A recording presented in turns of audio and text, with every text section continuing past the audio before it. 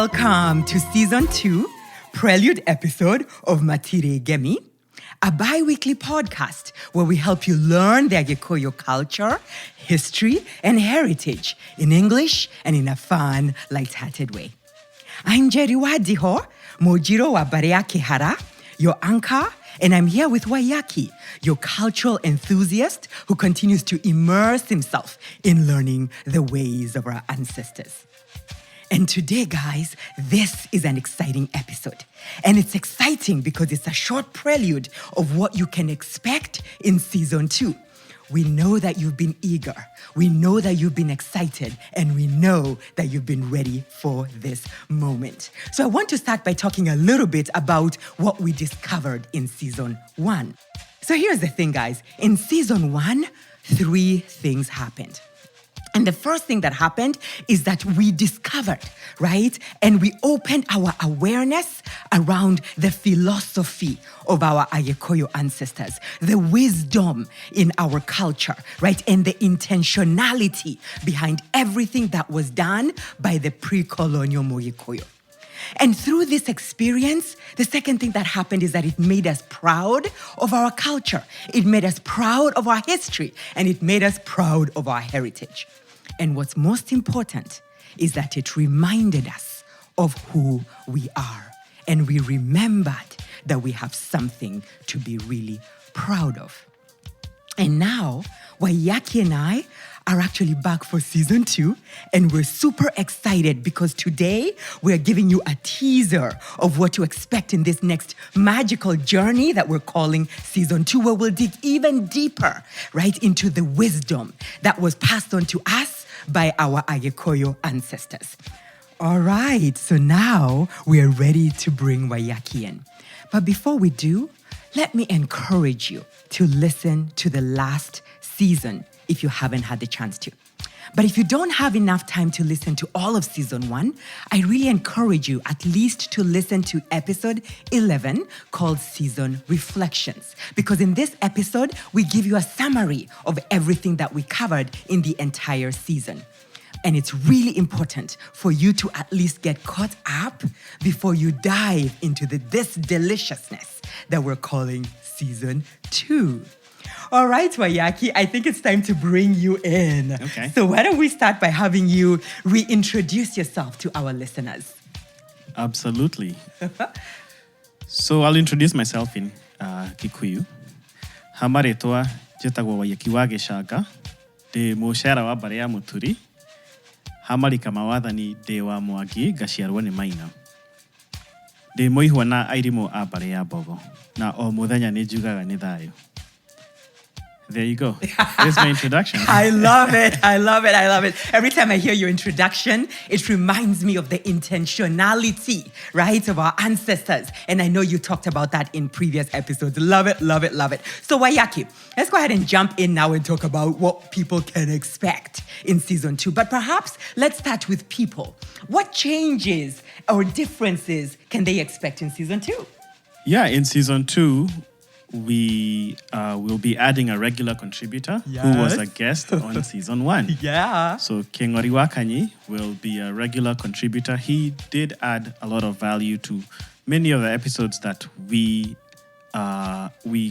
published in Season 1. And we really thought that he would be a great addition to help us as we learn, because we're learning ourselves. We're not perfect, and sometimes we'll make errors. So we want to get more help on the show. So I know, I love it. And you know, Wayaki, I know we brought him into, I think, 2 or 3 episodes, maybe 4 episodes in Season 1. And he brought us such wisdom, energy, and excitement. And it was such a great compliment to you and to me. So excited about that. But now let's also share a little bit about kind of from a topic perspective, right? What can our listeners expect? What are we going to dig into, right, in Season 2? So Season 2 will keep almost the same format. So we're going to have 10 episodes in Season 2. And the reason I choose 10 is because of Keda Mûgiro, which is, very important in our culture. And you could actually find out about Keda Mûgiro and you listen to episode 1 or 2. Yes, 1. Episode 1 Yes. of season 1. Okay, so we'll talk about several topics. And I think we'll start with the house of the Mûgîkûyu, or the compound, the homestead of a Mûgîkûyu, and what that entails. Okay, why is that important for us to talk about? It's important because you get to understand how the Mûgîkûyu lived, and we can compare it to how the Mûgîkûyu lives today. Ooh, that's delicious. Okay. All right, what else are we going to talk about? Then, okay, so before I go on, we'll talk about the importance of the Nyûmba, which is the woman's house, and the Thingira, which is the man's house. And they all have purposes and different philosophies. And that's, I think, going to be the focus of when we talk about the homestead of the Mûgîkûyu. Yeah, which is beautiful because it continues to affirm the intentionality and the significance of every decision that was made by the pre-colonial Mûgîkûyu. Love it, love it, love it. Okay, so what else are we going to talk about? Yeah, so after talking about the homestead, or the home, or what we call the Mûciî, then we'll talk about who lived there. So the husband, the wife, the children, the animals, the plants. And we'll talk about their roles. You know, I really love that you said who lived there and you included animals and plants. Hey, they're living things, right? They are. They are, yeah. So you need to talk about them.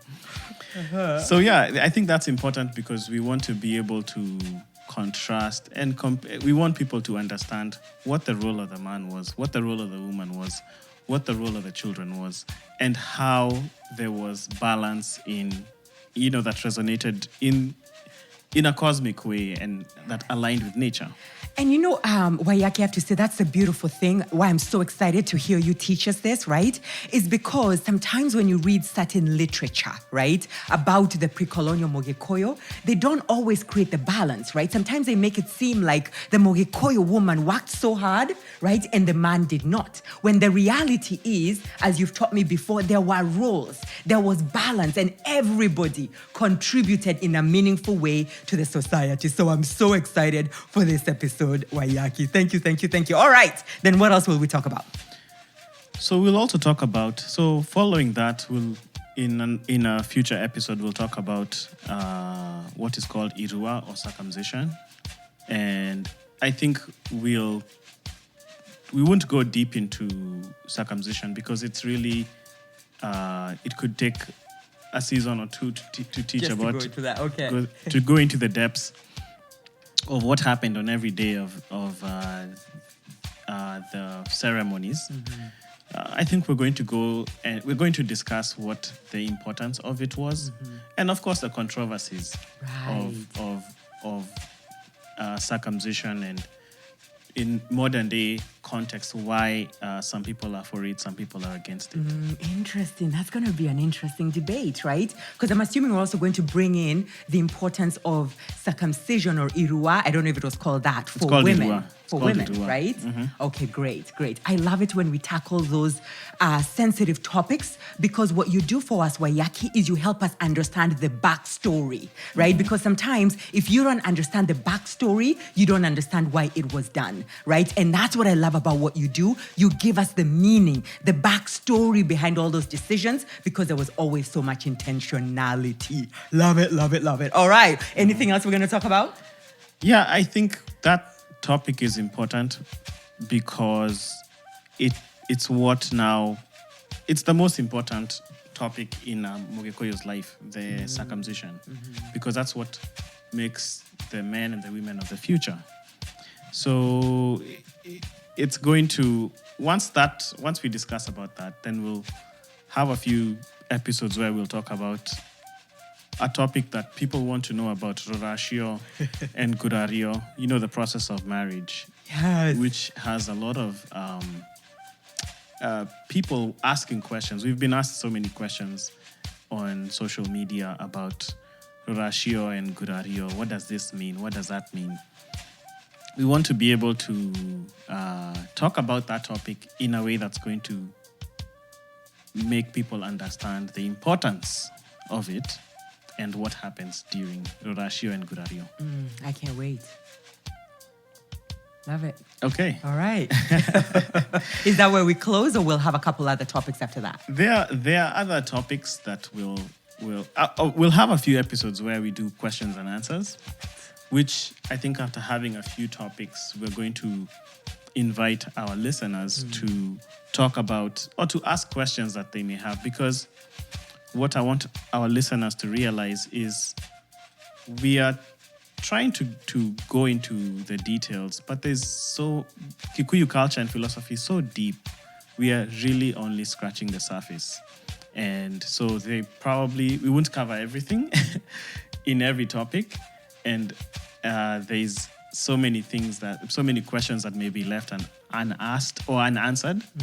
And we want them to ask those questions, and we can see if we can be able to answer them. Yeah, I love it so much. And Wayaki, sometimes what I love about learning from you, right, and from King Ori is that sometimes you ask the most fundamental questions that we don't always ask, right? But in order to really holistically understand our culture, right, our history and our heritage, we have to ask those fundamental questions, like the first one, right, which is, what was the Nyûmba? What was the homestead like, right? All of that. I'm so excited for that.